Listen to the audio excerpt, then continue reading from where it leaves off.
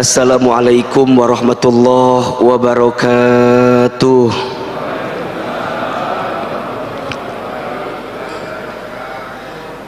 Subhanallahi wa bihamdihi, subhanallahil azim, adada khalqihi wa ridha nafsihi wa zinata arshihi wa midada kalimatihi.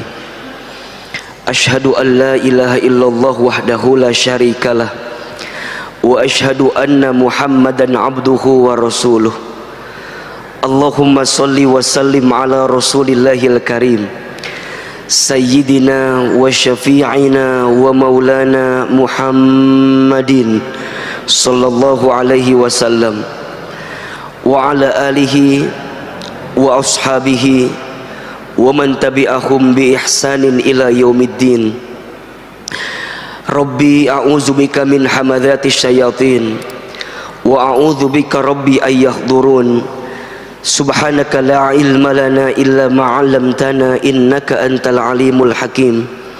La haula wala quwwata illa billahil aliyyil azim. Shadaqallahul azim wa shadaqa rasuluhul karim, amma ba'du. Baik, hari ini kita akan bicara tentang apa? Ada yang tahu? Tentang apa? Tentang rezeki. Tentang apa? Rezeki. Oke. Judul besarnya agar tenang dalam urusan rezeki. Sebelum saya lanjutkan, kira-kira di antara Bapak Ibu yang hadir pagi ini ada yang sedang gelisah dengan urusan rezeki atau tidak? Ada? Coba jawab yang kencang. Ada yang sedang gelisah dengan urusan rezeki? Ada? Kalau ada, saya lanjutkan kajiannya. Kalau tidak ada, cukup sekian dan terima kasih. Karena untuk apa dibahas? Karena aman semua kalau begitu. Ahilman, kenapa tema ini diambil? Salah satu alasannya karena di tengah kondisi seperti ini banyak orang yang gelisah dengan urusan rezeki. Betul apa betul? Iya apa iya? Nah, apa yang terjadi? Mohon maaf, tidak sedikit di antara kita yang stres gara-gara urusan rezeki, frustasi gara-gara urusan rezeki. Ujungnya apa? Stres pikirannya, frustasi keadaannya, sehingga dia tidak bisa mengambil kebaikan dalam hidupnya. Yang lebih parah, mohon maaf, rezekinya digelisahkan, yang ujungnya tidak menjadikan hidup dia bahagia, bahkan naudzubillah membuat dia jauh dari Allah Subhanahu wa taala. Ada orang yang frustasi, ada orang yang stres karena urusan rezeki, ujungnya apa? Mohon maaf, tidak sedikit orang yang menyalahkan Allah, tidak sedikit orang yang keluar daripada agama Allah, tidak sedikit, mohon maaf, yang kemudian antipati untuk mendekatkan dirinya kepada Allah, yang pada akhirnya ini menjadi musibah yang sebenar-benarnya musibah. Jadi kalau ada di antara ayah bunda, bapak ibu yang bertanya, Ustadz Hilman, apa musibah yang sebenar-benarnya musibah? Musibah yang sebenar-benarnya musibah adalah saat kita ditimpa ujian, dengan ujian itu semakin menjauhkan kita dari Allah Subhanahu wa taala. Itulah musibah yang sebenarnya. Makanya kalau ada di antara kita, mohon maaf ya, diberikan ujian, diberikan masalah, tapi dengan ujian itu, dengan masalah itu malah semakin membuat kita jauh dari Allah, maka sungguh itulah musibah yang paling besar dalam kehidupan kita. Karena seharusnya, ini rumusnya, seharusnya kalau ada seseorang yang diberikan ujian, diberikan masalah, dengan ujian dan masalah itu semakin membuat dia dekat dengan Allah, maka disitulah anugerah yang sebenarnya.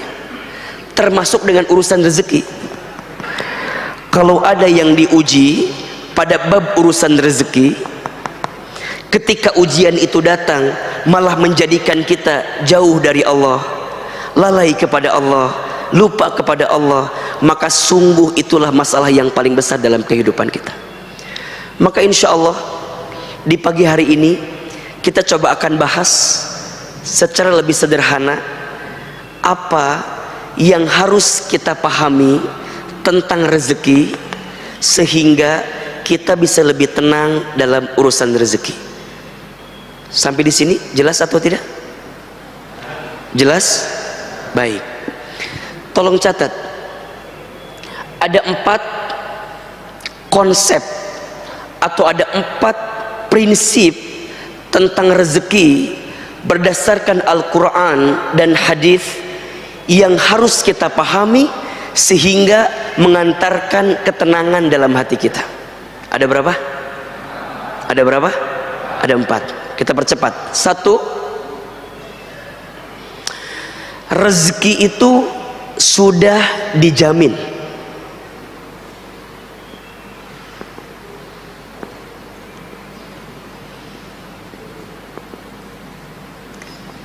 Oke, yang pertama apa? Ulangi, yang pertama apa? Rezeki sudah dijamin. Keterangannya ada di Quran surat Hud surat ke-11 ayat 6. Silakan dibuka. Surat apa? Surat Hud ayat 6. Silakan yang bawa mushaf Quran silakan dibuka Al-Qurannya. Yang ada aplikasi di handphonenya, yang ada Qurannya silakan dibuka. Surat apa tadi? Hud ayat berapa? Ayat 6. Rezeki sudah dijamin. A'udzubillahi minasyaitonirrajim. Bismillahirrahmanirrahim. Perhatikan dengan iman. Wa ma min dabbatin fil ardi illa 'alallahi rizquha wa ya'lamu mustaqarraha wa mustaudaha kullun fi kitabim mubin. Ada ayatnya atau tidak? Ada ayatnya? Ada. Ayo kita bedah sedikit demi sedikit. Di ayat itu Allah Subhanahu wa taala berfirman, wa ma min dabbatin fil ardi, dan tidak ada makhluk yang bernyawa, yang bergerak, yang hidup fil ardi, di muka bumi. Oke, ya, illa, kecuali alallahi rizquha, dijamin oleh Allah rizkinya. Jelas ayatnya? Ada ayatnya? Tidak ada satu makhluk pun, bahkan jika kita menggunakan terjemahan yang lebih rinci, dabbah itu dipahami dengan makhluk yang melata, dengan makhluk yang melata. Jadi Allah ingin gambarkan kepada kita, hei manusia, makhluk yang melata saja, kira-kira begitu, makhluk yang melata saja, yang mungkin terbatas pergerakannya, yang mungkin terbatas kemampuannya, yang mungkin terbatas segala organ tubuh dalam dirinya, apa kata Allah? Fil ardi, selama dia hidup di muka bumi, illa 'alallahi rizquha, dijamin oleh Allah rizkinya. Makhluk yang melata aja rizkinya ada, apalagi manusia. Ayo kita jelaskan, makhluk yang melata itu contohnya apa kira-kira? Apa? Buaya? Meni langsung buaya aja. Coba tuh yang agak-agak ringan dulu, jangan langsung buaya. Apalagi contohnya kira-kira? Apa? Cicak. Setuju ya? Oke, Ahilman mau tanya, cicak ada rizkinya atau tidak? Cicak ada rizkinya? Oke, rizki cicak itu apa? Nyamuk. Kata siapa? Kata lagu kan ya? Oke, cicak di mana kerjanya? Cicak di mana kerjanya? di dinding. Apa pekerjaan cicak? Oke. Cicak, cicak di dinding, diam, diam merayap. Datang seekor nyamuk, terus hap, lalu ditangkap. Oke, berdasarkan lagu itu, cicak di mana kerjanya? Di mana? Adakah yang menyebutkan cicak kerja di Menteng? Ada? Atau di Sudirman? Ada atau tidak? Tidak. Cicak di mana kerjanya? Di dinding. Apa job desk-nya? Bukan merayap, diam-diam merayap.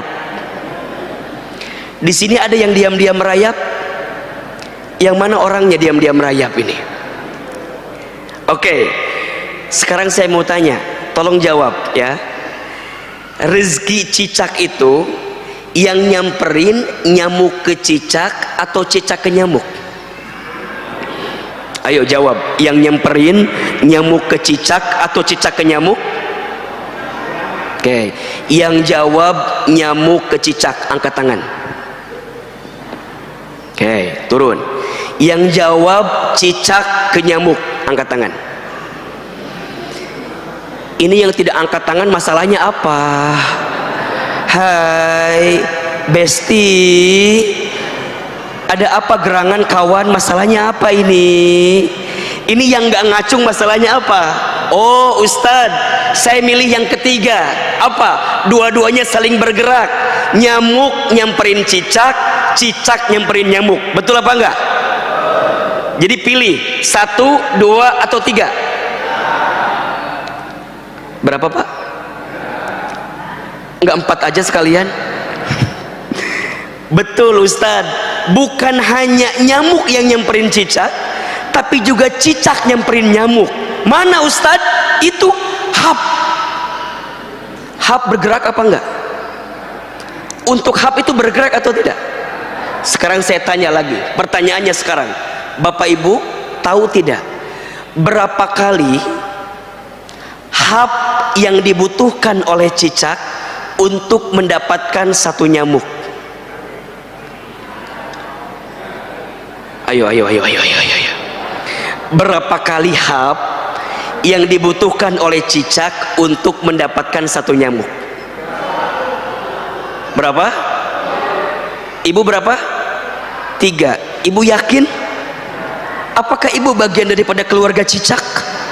Begitu yakin menjawabnya 3 Ustadz. Baik, catat ya. Saya pernah baca penelitian Pak. Ternyata cicak itu kurang lebih setidaknya membutuhkan 92 kali hap untuk dapetin satu nyamuk. Kalau nggak percaya nanti malam bergadang ya, lihat bagaimana cicak, bener nggak 92 kali. Sekarang saya nanya yang kedua pertanyaannya, tadi cicak berapa kali butuh hapnya? Berapa kali? Simpenlah, banyak, betul? 90 kali. Pertanyaan saya, mengapa cicak bisa konsisten melakukan gerakan diam-diam merayap dengan kondisi yang terbatas, bahkan kemudian dia hap sebanyak 90 kali lebih? Mengapa cicak bisa konsisten? Kalau bahasa kitanya, mengapa cicak bisa istiqomah? Gitu ya kira-kira ya, untuk hap sebanyak 92 kali. Kenapa coba? Kenapa? Baik, ini kata kuncinya, illa 'alallahi rizquha. Karena cicak yakin rizkinya dijamin sama siapa? Dijamin sama siapa? Pertanyaannya, cicak aja yakin. Halo, kalau saya bilang halo jawab hai ya. Halo, hai. Cicak tadi berapa kali hapnya? 92. Kenapa bisa konsisten begitu? Karena cicak apa? Yakin rizkinya siapa yang menjamin? cicak aja yakin bisa konsisten dengan rezekinya. Mengapa kita manusia tidak yakin kalau Allah menjamin rezeki kita? Maka mohon maaf jika ada di antara bapak ibu, teman-teman sekalian yang hari ini sedang galau dengan rezeki, tolong catat baik-baik, rezeki sudah tertakar, tak mungkin tertukar. Rezeki sudah tercatat, tak mungkin tersesat. Rezeki sudah dijamin, tak mungkin diambil orang lain. Catat status hari Senin itu.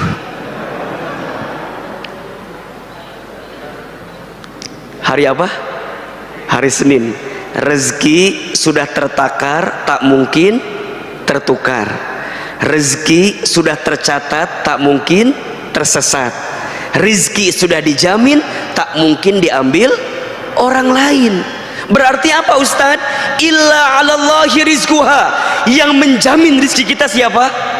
Allah. Yang mengatur rezeki kita siapa? Allah. Yang menakar rezeki bagi kita siapa? Allah. Pertanyaannya, mengapa kita masih tidak yakin dengan rezeki kita? Berarti apa Ustadz? Selama kita hidup, kata kuncinya, selama kita hidup di muka bumi, maka selama itulah masih ada catatan rezeki untuk kita. Dan itu pun pula yang langsung disebutkan oleh Nabi SAW. Apa kata Nabi? Ya ayuhan nas, wahai manusia, inna ahadakum lan yamuta hatta yastakmila rizquhu. Sesungguhnya kamu sekalian tidak akan pernah mati, tidak akan pernah wafat, hatta yastakmila rizquha, sampai sempurna rizkinya. Itu siapa yang bilang? Siapa yang bilang? Rasulullah Shallallahu Alaihi Wasallam. Kita tidak akan pernah wafat, tidak akan pernah mati sampai sempurna rezekinya. Fala tastabti'ur rizqa, maka jangan pernah berpikir rizkimu tidak ada. Kenapa? Karena selama engkau hidup, selama itulah Allah menjamin rezeki untuk kita. Berarti mohon maaf, kalau hari ini kita masih bisa bernafas, masih ada rezeki atau tidak? Masih. Kalau hari ini kita masih bisa membuka mata, masih ada rezeki atau tidak? Masih. Maka tolong catat baik-baik ya, ayah, bunda, jamaah yang dirahmati Allah. Kalau pagi hari ini kita masih bisa bernafas, Allah masih berikan usia, kita masih bisa membuka mata, kita masih bisa menggerakkan diri kita, maka di saat yang bersamaan masih ada catatan rezeki untuk kita. Mohon maaf, jangan pernah berpikir rezekimu hilang, jangan pernah berpikir rezekimu tidak ada. Rezekimu ada, tapi hatimu yang seringkali sempit melihat rezeki itu. Hidup ini mudah, yang sulit pikiran kita. Rizki itu lapang, yang sempit hati kita. Hidup ini murah, yang mahal gengsi kita. Catat status hari Selasa itu ya. Maka ini yang pertama, Ahilman kuatkan kepada yang hadir hari ini. Konsep pertama yang langsung disampaikan oleh Allah dalam Al-Quran, rezeki sudah dijamin. Kalau rezeki sudah dijamin, berarti ada yang menjamin atau tidak? Ada. Maka jangan khawatirkan sesuatu yang sudah dijamin. Nah ini konsepnya nih. Jangan mengkhawatirkan sesuatu yang sudah dijamin. Rizki itu sudah dijamin. Yang belum dijamin apa Ahilman? Yang belum dijamin adalah rizki kita itu berkah atau tidak. Itu yang belum dijamin. Dengan rizki itu jadi amal soleh atau tidak, itu yang belum dijamin. Dengan rizki itu kita bersyukur atau tidak, itu yang belum dijamin. Sedangkan rizkinya sudah dijamin, tapi keberkahan rizkinya belum dijamin. Apakah rizki saya mengantarkan ke surga atau tidak ya Ustadz? Itu. Apakah rizki saya yang saya dapatkan bisa meningkatkan iman saya atau tidak ya Ustadz? Bisa menambah amal soleh saya atau tidak ya Ustadz? Bisa menambah kebaikan atau tidak ya Ustadz? Maka mohon maaf, jangan sibuk dengan berapa banyak rizkimu, tapi sibuklah seberapa berkah rizkimu. karena itu yang menjadi ketenangan dalam kehidupan kita. Hanya konsep awalnya kita harus meyakini dulu kalau rizki sudah dijamin oleh siapa? Oleh Allah. Maka nanti masuk konsep yang kedua. Apa konsep yang kedua itu? Rezeki harus dijemput. Apa yang kedua? Rezeki harus dijemput. Ustadz, kan rezeki udah dijamin. Iya, tapi mohon maaf, walaupun rezeki sudah dijamin, tetap kita diperintahkan untuk menjemput rezeki itu. Jadi menjemput rezeki ini perintah siapa? Perintah siapa? Perintah Allah. Kenapa di sini Ahilman menyampaikan kalimatnya dijemput, bukan dicari? Sekarang saya mau tanya, dijemput dengan dicari beda atau sama? Beda. Di mana bedanya? Biar cepat jawab aja, di situ gitu ya. Di mana bedanya? Di situ. Ahilman, apa bedanya dijemput dengan dicari? Kalau dijemput itu sudah ada, kalau dicari belum tentu ada. Konsepnya rizki sudah ada, betul? Tinggal tugas kita apa? Menjemput rizki itu. Nah sekarang pertanyaannya, kalau ada orang yang tahu rizkinya ada, tapi mohon maaf dia tidak bisa mendapatkan rizki itu, kira-kira yang salah apa? Yang salah apa? Yang salah rizkinya atau cara menjemputnya? Saya ulangi, Bapak tahu ada orang di situ, misalnya Ustadz tahu ada orang janjian di daerah kita nih, Bandar Wijaya. Oke, Ustadz tahu di situ tempatnya, tapi saya malah ambil jurusan ke Bekasi. Nyambung apa enggak? Ketemu apa enggak? Enggak kan? Berarti yang salah orang yang saya mau jemput atau salah saya yang menjemputnya? Salah saya yang menjemputnya kan? Rizki itu ada, cuman mungkin kita cara menjemputnya yang enggak pas. Mungkin salah angkotnya, mungkin salah busnya, mungkin salah jurusannya, mungkin salah caranya, sehingga tidak mengantarkan kebaikan pada rizki itu. Nah ketika bicara dijemput, nah ini jemput rizki itu ada dua. Satu, ada menjemput rezeki dengan ikhtiar, namanya ikhtiar bumi. Ikhtiar apa? Ikhtiar bumi. Yang kedua, ada menjemput rezeki dengan ikhtiar langit. Ulangi, ikhtiar menjemput rezeki ada berapa? Ada dua. Satu ikhtiar apa? Ikhtiar bumi. Dua ikhtiar apa? Ikhtiar langit. Oke. Berarti sekarang saya tanya begini, bekerja itu harus atau tidak? Tolong jawab. Bekerja itu harus atau tidak? Wajib atau tidak? Usaha itu wajib atau tidak? Wajib. Kalau ada yang berdagang kemudian itu usahanya jadi wajib atau tidak? Jadi wajib. Usaha itu wajib, ikhtiar itu wajib, kita bekerja itu wajib. Karena itu perintah dari siapa? Perintah dari Allah. Maka mohon maaf kalau ada yang bilang gini, Ustadz, kenapa kita harus bekerja?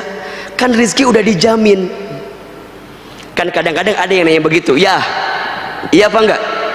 Ada yang nanya, Ustadz, kan rezeki udah dijamin katanya, terus ngapain kita kerja? Gitu kan? Sekarang apa jawabannya? Halo? Halo? Halo? Katanya rezeki sudah dijamin, terus ngapain kita bekerja? Apa jawabannya? Karena apa?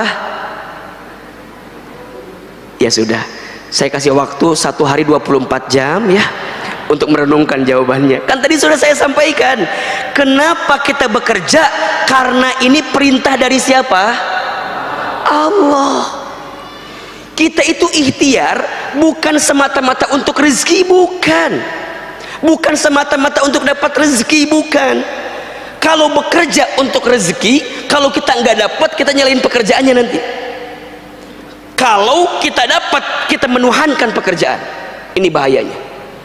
Jadi kalau kita mikirnya bekerja itu menentukan rezeki kita, khawatirnya nanti kita menuhankan pekerjaan kita.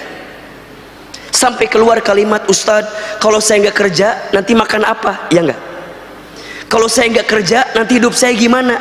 Pertanyaan saya, itu kalimatnya benar apa salah? Benar apa salah? Salah. Bekerja itu bukan semata-mata untuk mendapatkan rezeki, tapi bekerja itu adalah kewajiban kita kepada Allah yang Allah perintahkan kepada kita. Makanya mohon maaf Bapak Ibu, di dalam Islam bekerja itu adalah aktivitas yang sangat mulia. Disebutkan kata Nabi, barang siapa yang keluar dari rumahnya untuk mencari nafkah bagi keluarganya, maka dia sedang berada dalam jihad fi sabilillah. Masya Allah. Jadi kalau ada seorang ayah, seorang suami yang bekerja, berdagang, berusaha untuk mencari nafkah bagi keluarganya, maka dia sedang berada di jalan fisabilillah. Makanya mohon maaf, memahami jihad fisabilillah itu bukan hanya berperang, bukan hanya artinya ada orang yang menyerang kita kemudian kita berperang, bukan hanya itu. Tapi memahami jihad fisabilillah dengan cara apa? Bagaimana kita bersungguh-sungguh untuk mendapatkan kebaikan dalam hidup kita. Seorang murid yang belajar dengan sungguh-sungguh untuk menghilangkan kebodohan, dia sedang apa? Jihad fisabilillah.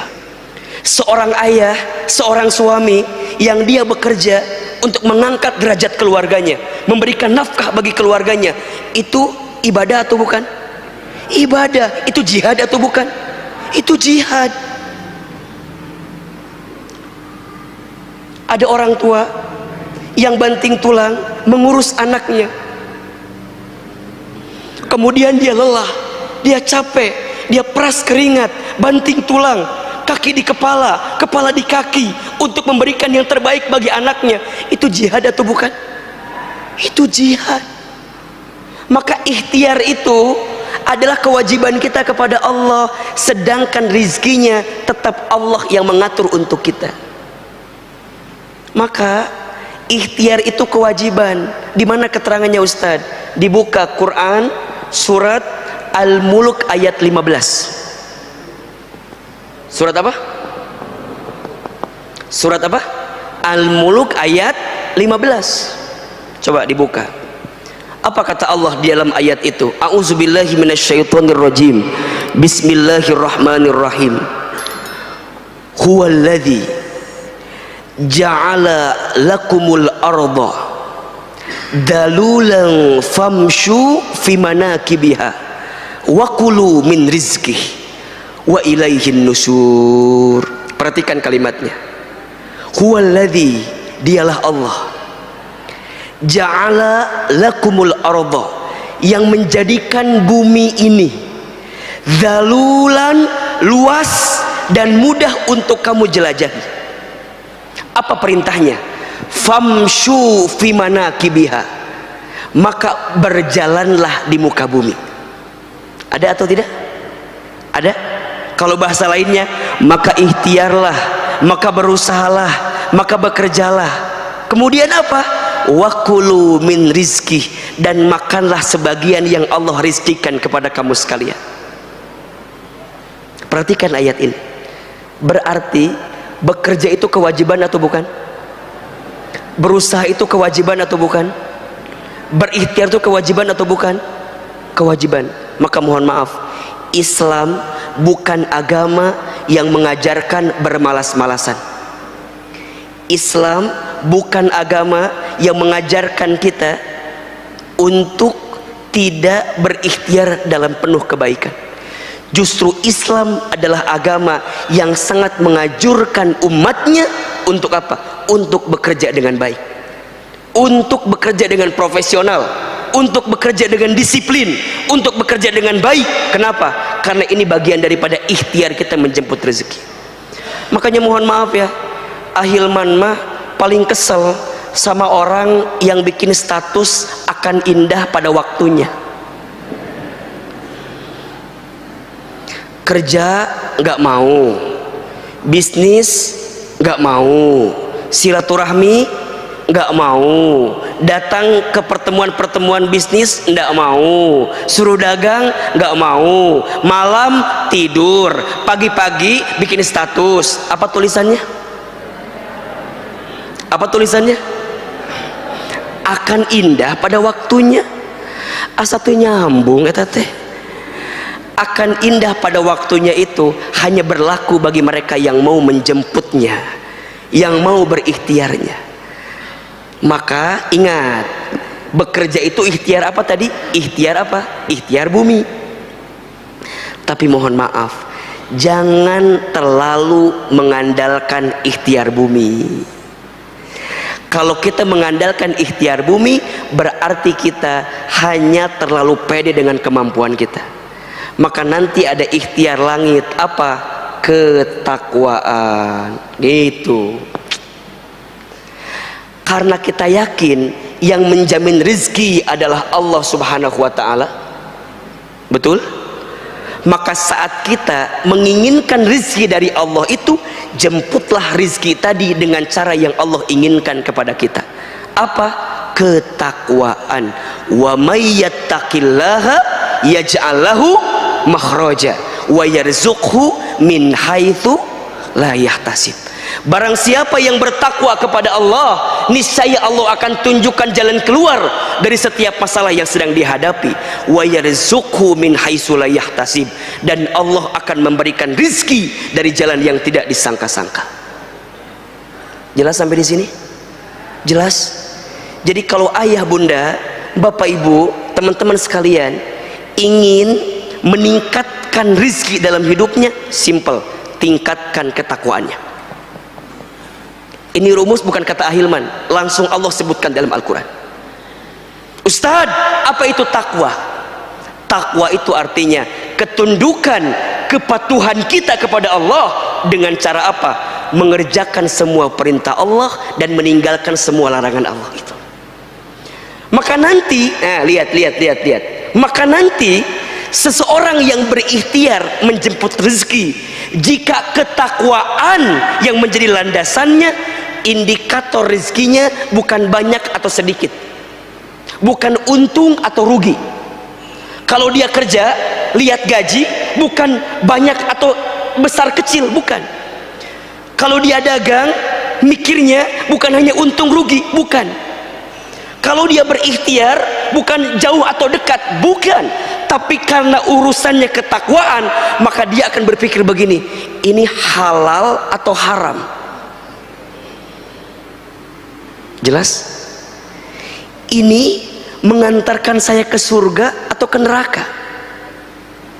Kalau saya bisnis saya ini membawa manfaat atau madarat, itu yang jadi pertimbangan dalam dirinya.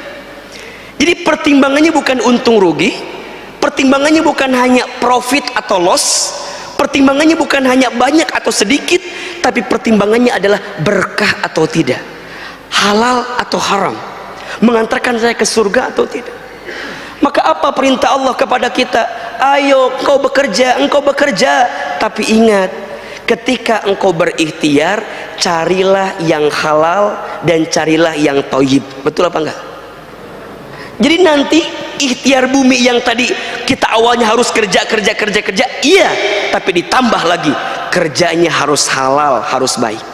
Quran surat Al-Baqarah ayat 168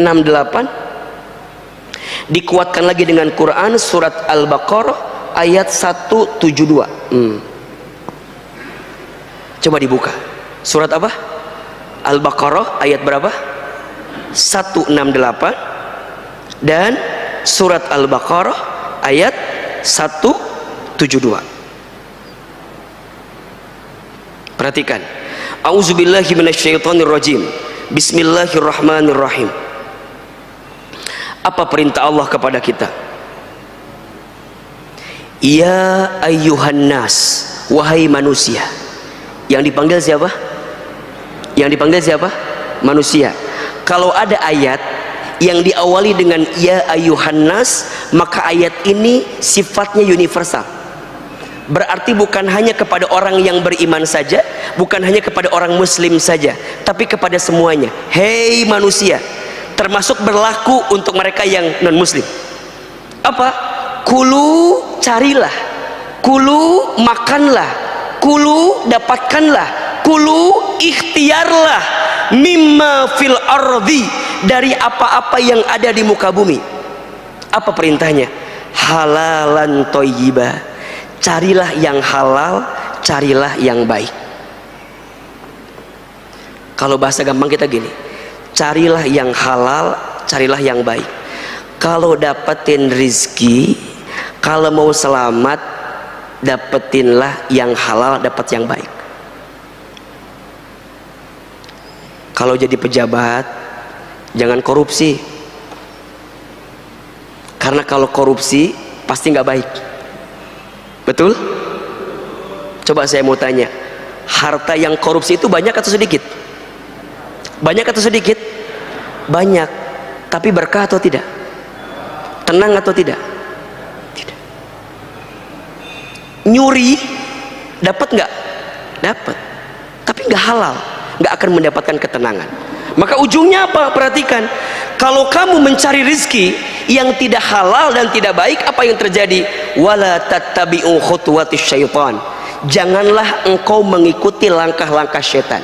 Berarti mohon maaf ya, kalau kita berikhtiar menjemput rezeki, patokannya bukan halal, bukan baik, berarti kita sedang mengikuti langkah siapa? Langkah syaitan. Apa ujungnya? Perhatikan, innahu lakum aduwwum mubin.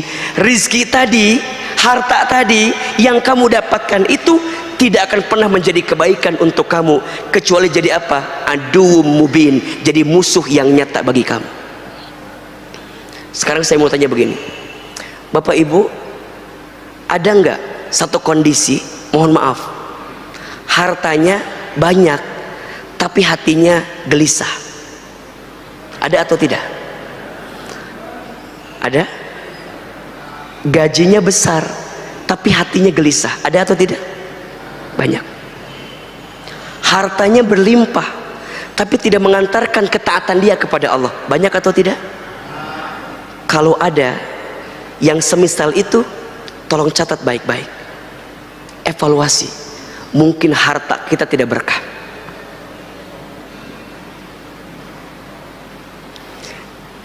Maka patokannya bukan seberapa banyaknya, bukan seberapa besarnya, tapi seberapa besar keberkahan dalam diri kita yang bisa kita dapatkan. Karena perintahnya apa?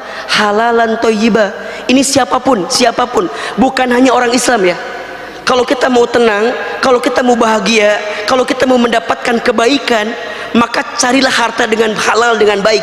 Pasti tenang, pasti tenang. Tapi mohon maaf, perhatikan, surat Al-Baqarah 172, levelnya naik, levelnya naik. Coba lihat, ketemu ayatnya? A'udzubillahi minasyaitonirrajim. Ya ayyuhalladzina amanu, wahai orang-orang yang beriman. Di ayat 172 yang disapa siapa? Yang disapa siapa? Orang beriman. Jadi kalau yang tadi yang disapa manusia, kalau yang ini yang disapa siapa? Orang beriman. Perhatikan kalimatnya, bagus sekali. Kulu min thayyibati ma razaqnakum. Wahai orang yang beriman, carilah, makanlah dengan apa-apa yang Allah berikan kepada kamu, min thayyibati, dari yang baik-baik saja. Menariknya, di ayat 168 ada kalimat halal, di ayat 172 halalnya dihilangkan, langsung masuk kalimat thayyib. Di ayat sebelumnya kalimat thayyibnya bentuknya mufrad, bentuknya tunggal, di ayat 172 bentuknya jamak, thayyibat. Betul?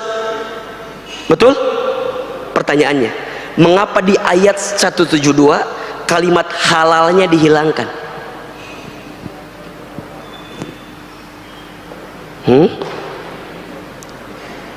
Yang disapa tadi siapa? Yang disapa siapa? Orang beriman. Allah ingin menegaskan kepada kita bahwa apa? Kalau orang beriman udah pasti akan ngambil yang apa? Yang halal. Insya Allah. Kalau orang beriman udah pasti ngambil yang halal. Jadi kalau ada orang yang mengaku beriman tapi masih hobi dengan yang haram, maka dipertanyakan imannya. Karena bagi orang beriman sudah tidak usah lagi ditanyakan mengambil yang mana ya, ngambil yang mana, udah pasti yang haram dia tinggalkan, yang halal dia ambil. Sehingga apa ujungnya? Min thayyibat, mungkin yang didapatkan sedikit, tapi thayyibat memberikan kebaikan yang banyak. Itu poinnya tuh.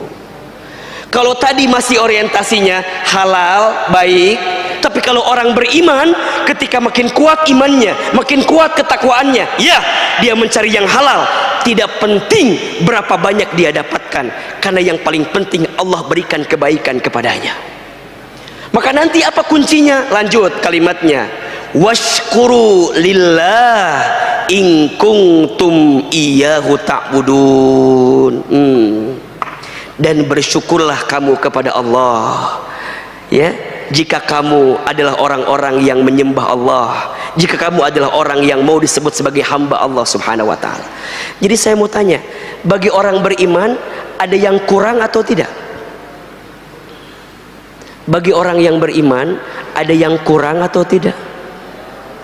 Halo, ada atau tidak? Mohon maaf, bagi orang beriman tidak ada kata kurang dalam urusan rezeki. Karena bagi orang beriman semuanya cukup yang Allah berikan kepada kita. Betul atau tidak?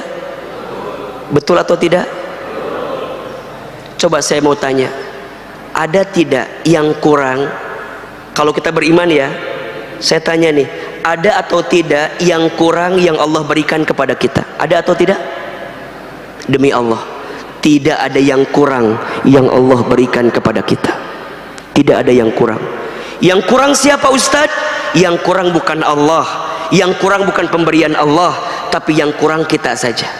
Ustadz, kita kurang apa? Mohon maaf, kita ini dikasih nikmat kurang syukur, dikasih ujian kurang sabar, ketika beramal kurang ikhlas, ketika ada takdir kurang ridho, kalau dikumpulin kurang ajar. Betul apa betul? Dikasih nikmat kurang apa? Jawab, kurang apa? Kurang syukur. Dikasih ujian kurang apa? Kurang sabar. Ketika beramal kurang apa? Kurang ikhlas. Ketika ada takdir kurang apa? Kurang ridho. Kalau dikumpulin kurang apa? Ulangi lagi, dikasih nikmat kurang apa? Kurang syukur. Dikasih ujian kurang apa? Kurang sabar. Ketika beramal kurang apa? Kurang ikhlas. Ketika ada takdir kurang apa? Kurang ridho. Kalau dikumpulin kurang apa? Siapa itu? Ada orangnya di sini, ada. Yang mana orangnya? Jawab atuh. Saya. Siapa orangnya? Siapa orangnya? Tidak ada yang kurang. Selama engkau menjemput rezeki, maka selama itu Allah berikan kebaikan kepada kita semua. Maka ingat, ikhtiar menjemput rezeki itu ada dua. Ada ikhtiar bumi, cari yang halal, cari yang thayyib. Ada ikhtiar langit, tingkatkan ketakwaan kita kepada Allah, maka Allah akan berikan rezeki kepada kita. Jelas sampai di sini? Ustadz, kalau ketakwaan bisa meningkatkan rezeki, berarti kemaksiatan bisa menghambat rezeki. Insya Allah. Saya ulangi, Kalau ketakwaan bisa meningkatkan rezeki, berarti kemaksiatan bisa menghambat rezeki.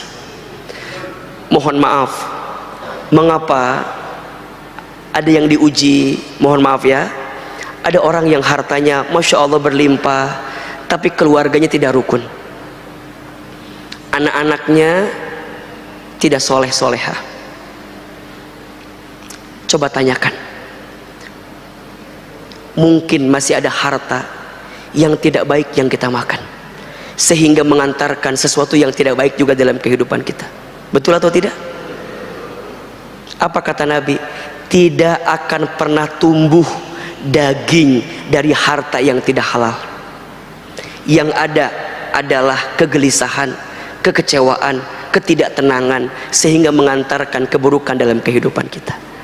Maka Bapak Ibu sekalian yang dirahmati Allah, prinsip yang kedua, rizki harus dijemput.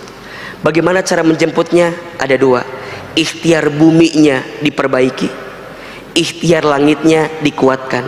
Ketakwaan kepada Allah Subhanahu wa Ta'ala. Ustadz, apa di antara amalannya? Catat ini ya. Ada 5S. Ada berapa? 5S jalan ketakwaan yang bisa kita tingkatkan untuk memudahkan rezeki kita. Ada berapa tadi? 5S. S yang pertama, sholat. Apa? Sholat. Ayah bunda, bapak ibu, jika ingin baik rezekinya, perbaiki sholatnya. Ini rumus, ini rumus. Kalau rezekinya ingin tambah baik, perbaiki apa? Sholatnya. Langsung rumus ini disebutkan di dalam Al-Quran, surat Toha ayat 132. Surat apa? Quran surat ke-20 ayat 132. Perhatikan apa kata Allah. Wa'mur ahlaka bis salat, dan perintahkanlah keluargamu untuk sholat. Wastabir alaiha, dan bersabar-sabarlah dalam sholat itu.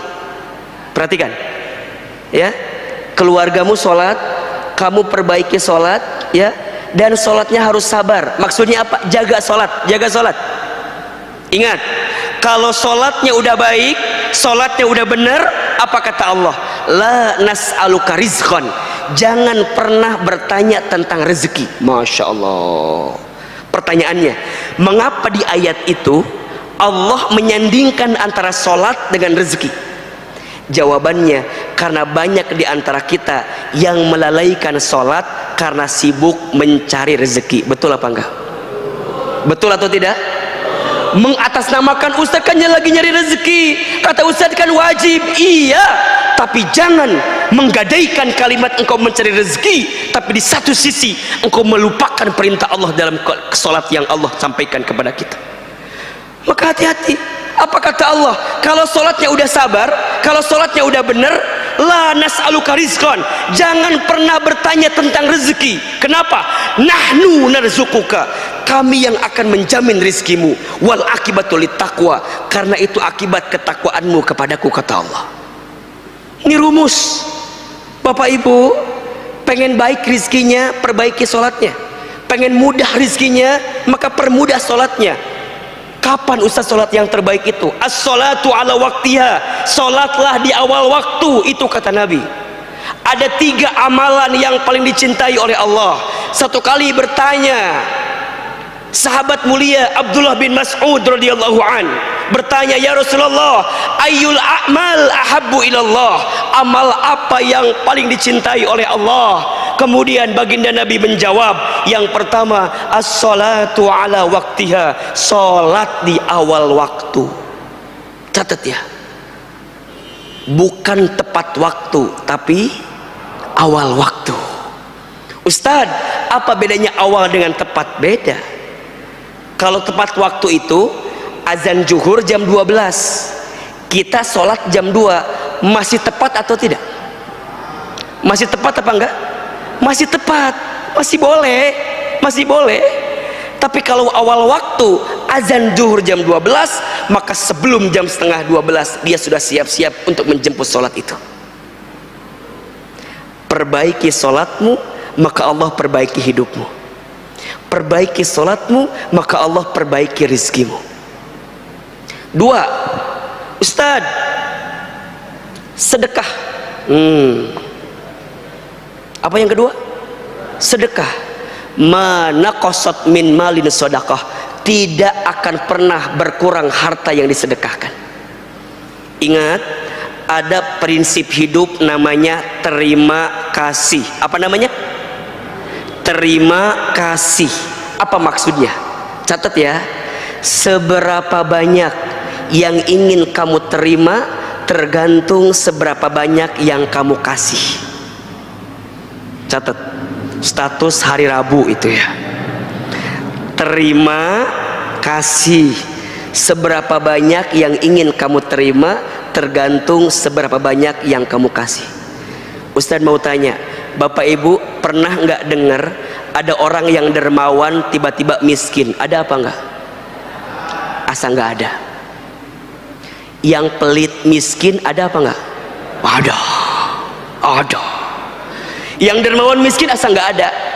Tapi kalau yang Ustadz dia mah pelit, nah sekarang miskin, itu ada. Maka percayalah, setiap sodakoh yang kita berikan, maka di saat itu Allah akan lipat gandakan kebaikan untuk kita. Sodakoh menghapuskan dosa, sodakoh menghilangkan mencegah bala, sodakoh mengangkat kemuliaan, sodakoh memudahkan urusan, dan sodakoh melancarkan setiap permintaan kita. Ini teman-teman milenial, ada yang belum nikah nggak? Ada yang belum nikah? Yang mana orangnya? Antum kemana aja? Ini yang belum nikah nih, ayo, bentar lagi Ramadan. Emang nggak malu ditanya mulu kapan nikah pas Ramadan? Ayo, nggak enak sama yang lain, berakit-rakit ke hulu, berenang-renang ke tepian. Yang lain sudah pada ke penghulu, kok kamu masih buka sahur sendirian? Nah, ayo. Nih, yang lebih pusing urusan jodoh, ayo jemput dengan cara apa? Sedekah. Naikin lagi levelnya. Ustadz, S yang ketiga apa? Silaturahmi. Apa? Silaturahim, silaturahmi. Jangan diem-diem baik apa? Kata orang tua dulu, banyak teman, banyak rezeki. Betul nggak? Banyak relasi, banyak rezeki. Betul? Ternyata orang tua kita bilang bukan dari dia, tapi langsung dari Nabi SAW. Apa kata Nabi? Man ahabba an yubsata lahu fi rizkihi wa yunsa'alahu fi atharihi falyasil rahimahu. Barang siapa yang mau dilapangkan rezekinya, dipanjangkan umurnya, maka sambungkan silaturahmi. Insyaallah. Yang keempat, saum, puasa. Puasa menahan al-imsak, menahan dirimu untuk tidak melakukan sesuatu yang buruk. Betul? Maka perbanyak puasa. Allah mudahkan rezeki bagi kita. Dan yang terakhir, ini levelnya nih. Ya, S-nya adalah selamat santun dalam bersikap. Maksudnya apa Ustadz? Dia punya akhlak yang baik dalam kehidupan. Inna rahmatallah qaribun minal muhsinin. Sesungguhnya rahmat kasih sayang Allah itu sangat dekat dengan orang yang senantiasa berbuat baik. Kalau kita ingin mendapatkan kebaikan, jadilah orang baik. Khususnya, catat ya, khususnya kalau kita masih punya orang tua, muliakan orang tua kita.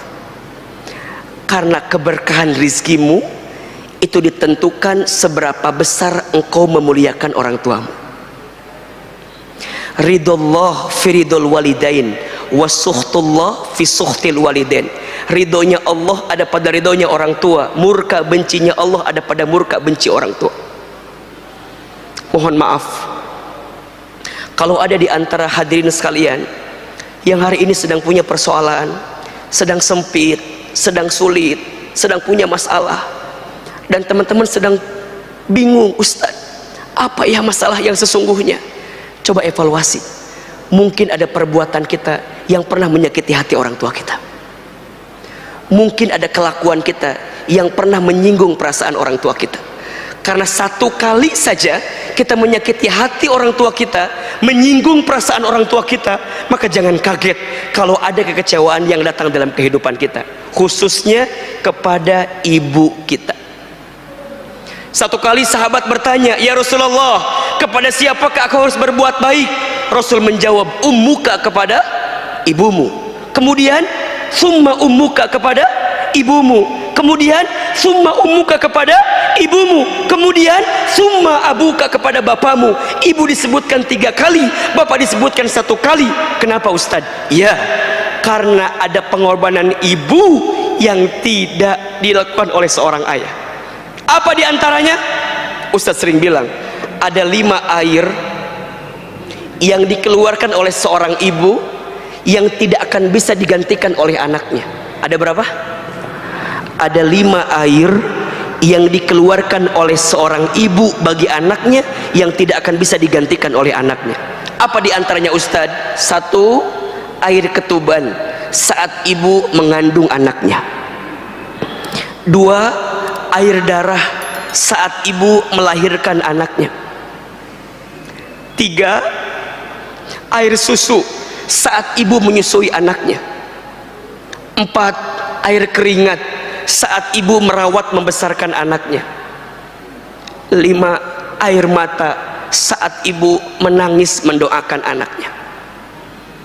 Mohon maaf bos, mohon maaf bapak ibu, boleh jadi hari ini kita sukses, hari ini kita hebat, bukan karena hebatnya kita, tapi karena hebatnya doa orang tua kita, karena hebatnya doa ibu kita.